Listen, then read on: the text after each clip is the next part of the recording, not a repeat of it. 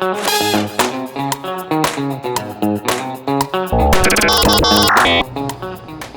guys, Steve here, SAMTB. It's your first time to the channel, man. You have hit it on a good day. Today is such an exciting day.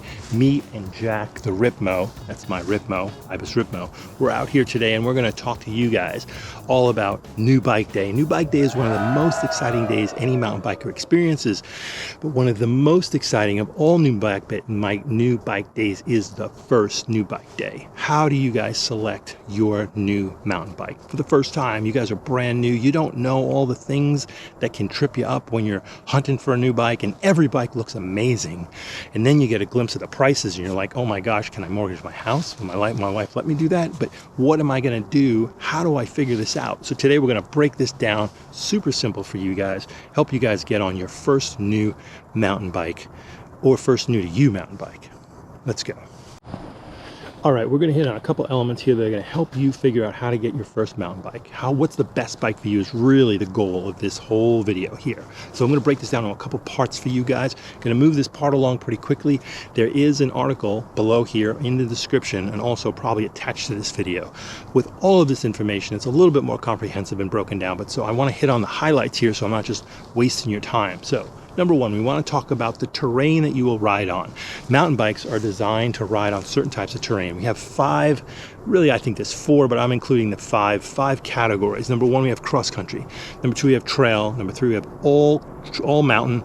Four, we have enduro, and five, we have downhill. All right, so we got those five. They all are different types of terrains, and there are bikes that are built for each of those categories.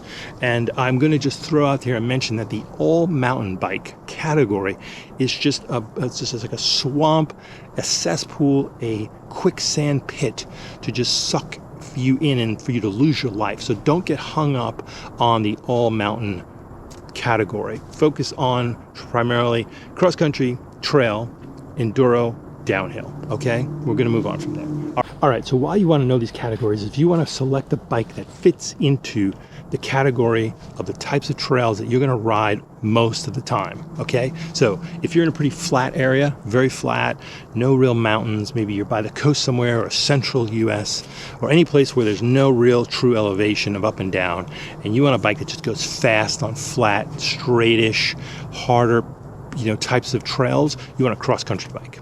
Next, you want a trail bike if you're like in probably 50% of the country, meaning you've got some up, you've got some down, none of it's crazy, but you've got a couple of spots that are fun, like, whoop-de-whoops and stuff. You got some jumps and stuff like that. You might be looking at an all trail bike. Then we have enduro. Enduro is really it's a rugged bike. It's a little bit heavier. That bike right there, the Ibis Ripmo, would fall into the enduro category. And so it's a bigger travel front ends. They're full suspension bikes.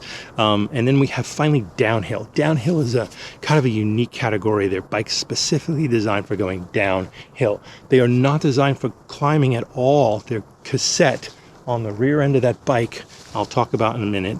That is really designed just to get you going downhill faster, to get you going and pedaling. It's not made with any kind of a big gear to help you going uphill. All right, we got that? All right, let's move on.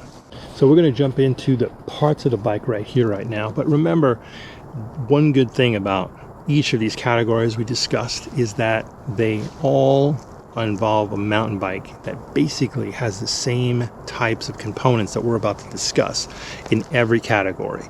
Again, downhill is a little bit different, but essentially all the elements we're going to talk about forks, we're going to talk about shocks, we're going to talk about head tube angles, we're going to talk about dropper posts, cassettes, cranks, chains, derailleurs, brakes, all that stuff. Those are in every category of every mountain bike you're going to look at. So everything I'm about to mention is going to apply to whatever bike that you're looking for. Okay, so let's jump into this. Take a look at the different components on this bike, give you a little bit more of a concise picture of all the elements, the types of trails, and we're going to jump into the next, what I consider to be the most important part for you guys.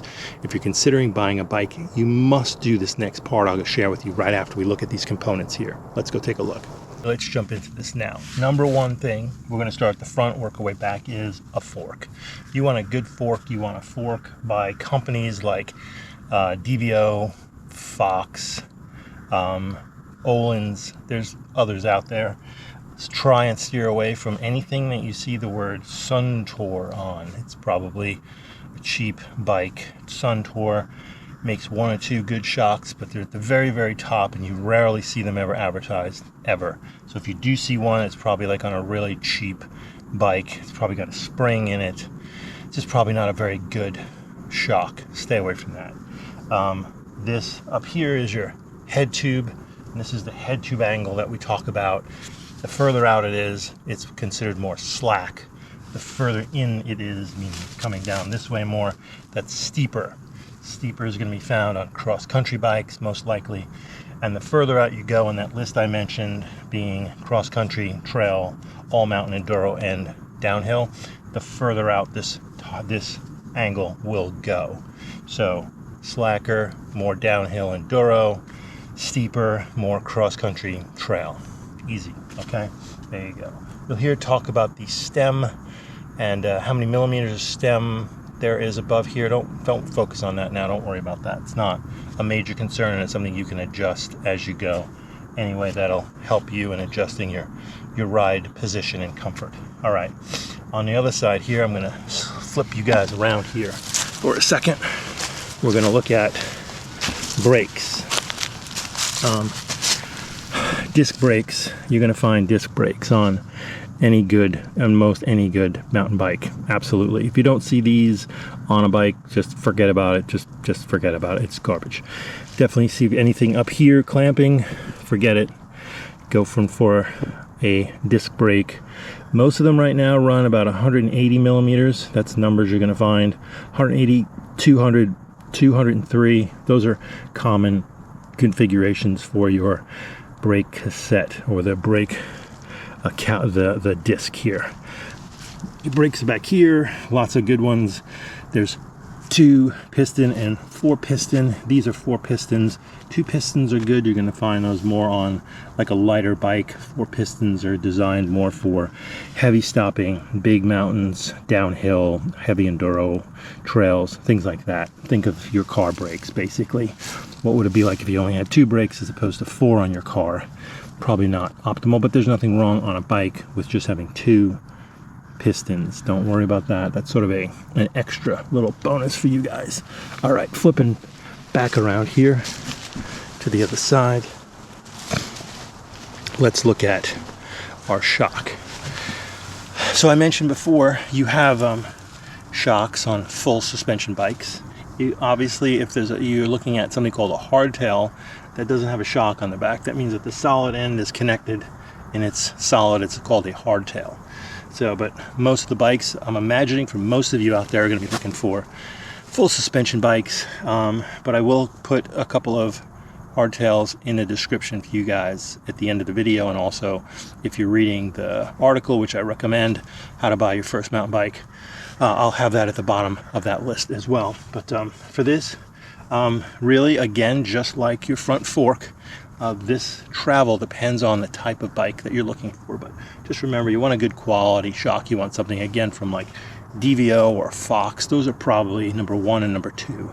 And then Öhlins makes phenomenal shocks. I'm sure there's some others out there. Again, Suntour. I'm just mentioning that because that's sort of a trap. Just like if you see a dropper post on a bike, that means it's probably a pretty good bike. If you see a Suntour shock and fork setup on a bike, it means it's probably not a great bike, or it's a very inexpensive bike, and maybe something you might want to just, if you're just starting out, maybe just want to just get out on any bike because you really don't have the budget. It's not horrible, but it will potentially affect the riding experience. And to me, that was a big factor that I noticed, that when I got on a better quality bike, it increased my confidence. The bike itself was better, and it made me a better rider. But if budget is your bottom line dead decision-making tool, then you're going to find yourself on the lower end of most of these items that I mentioned. We're going to jump up here now to our brakes. Again, these are our Shimano XT brake levers. Shimano and SRAM are going to be number 1 and number 2. They're pretty much going to be watching for. If you're looking at, there's also a company out there called TRP. Pretty high end.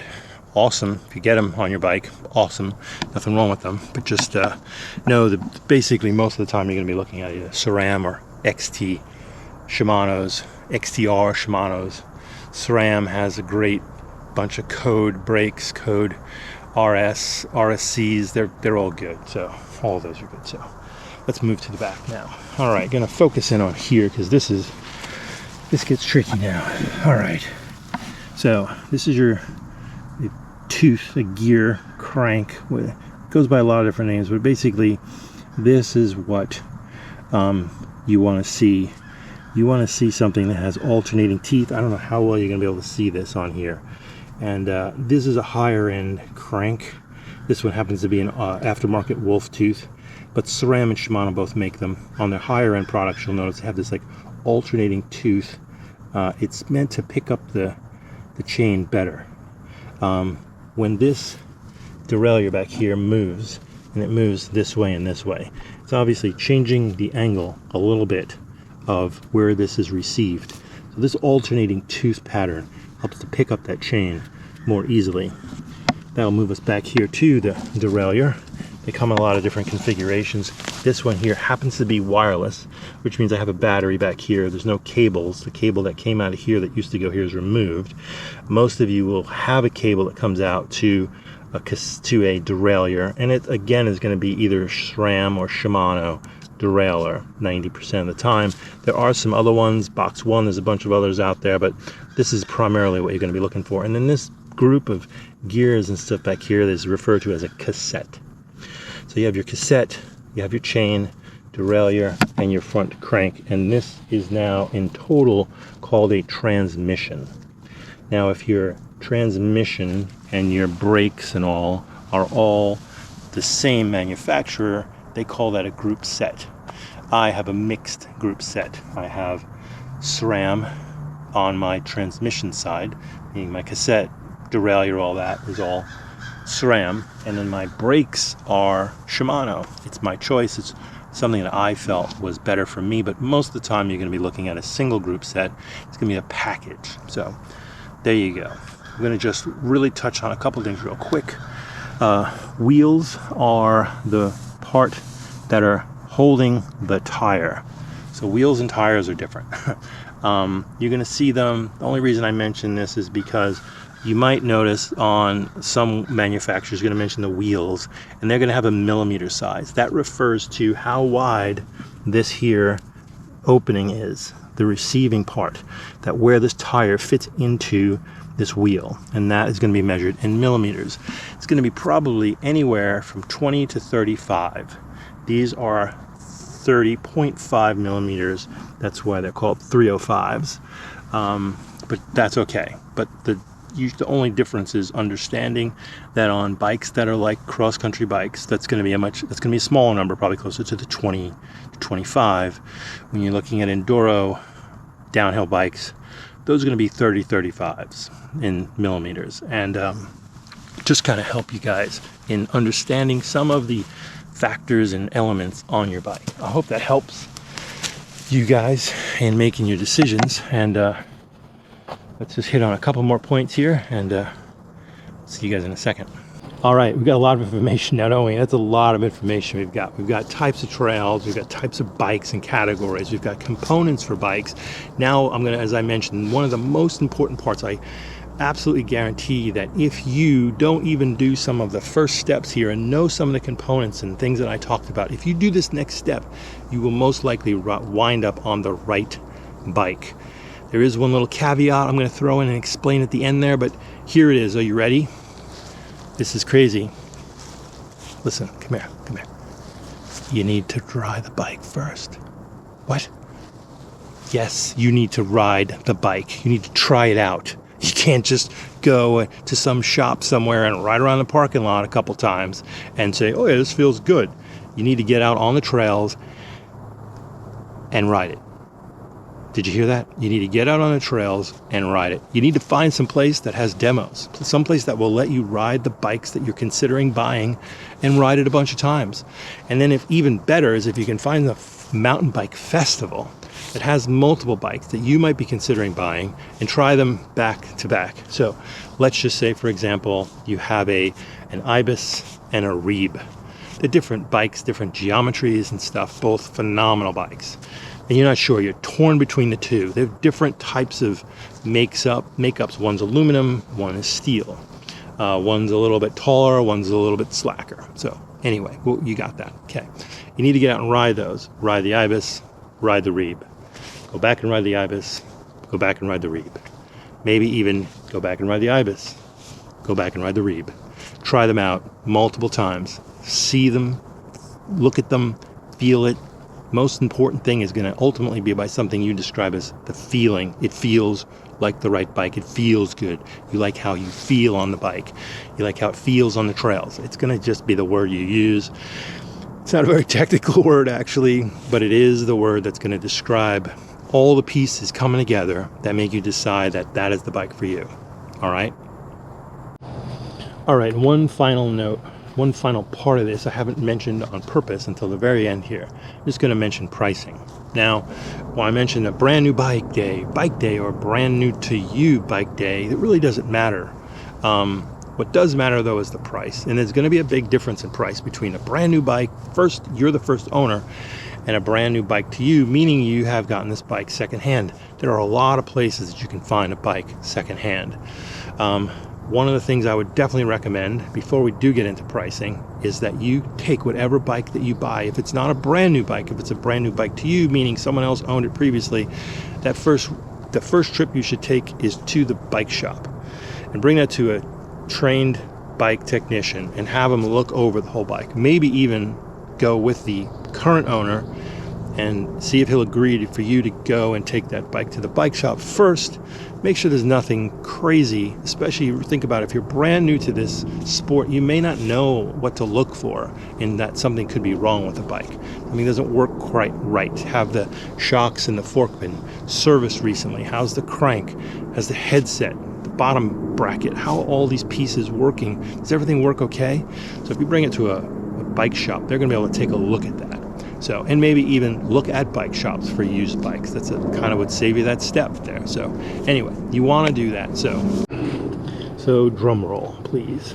So price. The price can range anywhere from, say, $1,800 to $8,000. I'm just throwing out numbers because to be honest, you can find decent mountain bikes out there nowadays if you're not too picky and you're on a very limited budget and you're brand new and maybe you're a student. You're not an adult, you don't have a job yet, and you've been saving up your pennies and scraping together $1,800. That's a lot of money. So you can find some really good brand new bikes out there. I will throw out just one out there, Vitis. Vitis is a company out of the UK, and they're owned by a company called Wiggles. Crazy name, cool name. And but they make bikes. The Vitis Mythique RS is like $1,500. It's phenomenal. It's constantly being written up by Pink Bike and Lone Wolf as being a top beginner bike, sub $3,000 bike all the time. So it is very possible for anybody out there questioning it. You can definitely get a brand new bike for around $1,800. That'll get you going. Reality for most of you is you're probably going to be looking somewhere between $3,000 and $6,000. If you're looking at a lot of the major brands like Santa Cruz, Specialized, Ibis, Rebe, anything like that, you're looking at $3,000 to $6,000, and maybe even a little bit more depending on certain features. Remember, all the components I mentioned are the same. In fact, what I mean the same is you're going to have a fork, you're going to have a shock, you're going to have handlebars, you're going to have a stem, you're going to have all these pieces. It's just which of those pieces do you have? Is it a Fox float? Is it a DVO diamond? Is it an Owens? Is it what? What is it? So those are the pieces that make those prices go from $3,000 to $6,000 to $7,000 to $8,000 even. So as I mentioned, we're not getting into e-bikes at all, but I will mention just the fact that e-bike has all the same components as this bike. It just has a couple of extras. So like batteries and a whole wiring harness, but we'll get into that in the next video. All right, guys, there you go. You now have all the pieces that you need to get on your first brand new bike, the most exciting day of your life. New bike day, first new bike day. You guys get out there. Good luck. Hit me up in the comments. Please leave a like if you've gotten this far and this has helped whatsoever. YouTube would like to know that you like this video, so would I. And also hit a subscribe, because I got a lot more stuff coming for you guys about e-bikes and components, and we're going to Outer Bike in 2 days. So exciting. I'll see you guys out there on the trail. You guys have a great day.